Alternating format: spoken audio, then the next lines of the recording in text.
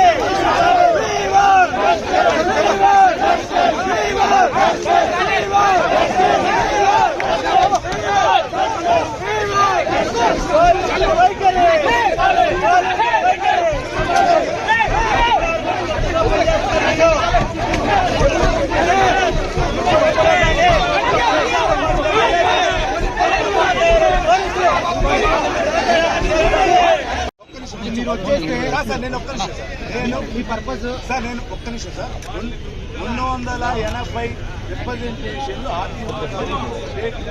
ఇచ్చాం.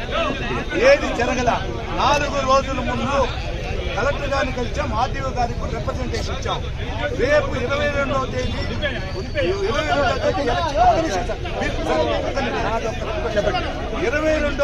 Voter list finalise అవుతారు. ఎన్ని రిప్రజెంటేషన్ ఇచ్చాం జరగల. 34,000 ఓట్లు దొంగొట్టుకుంది. దానికి అడుగుతున్న రిక్వెస్ట్ అడుగుతున్న సమాధానం ఇక్కడ నుంచి సంబంధించినటువంటి లాగిన్స్ మొత్తం ఎమ్మెల్యే గారి ఆఫీస్ నుంచి వర్క్ జరుగుతా ఉంది. నేను అక్కడ ఒక్క నిమిషం సార్ లేదంటే మీ రిప్రజెంటేషన్ మేముంటాము కాదు సార్, రిప్రజెంటేషన్ చేయిస్తాము సార్. రిప్రజెంటేషన్ అదర్వైజ్ మన వాళ్ళందరూ కూడా లాండ్ ఆర్డర్ చూస్తాం సార్. ఇప్పటికే చాలా లేదు సార్ ప్లీజ్ ఒక్క నిమిషం సార్. లాండ్ ఆర్డర్ మా వల్ల కాలేదు సార్. తెచ్చి పక్కన పెట్టి కాల్ చేశారు sir. Land order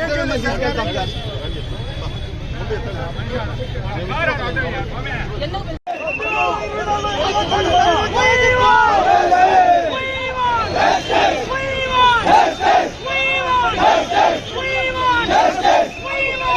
We want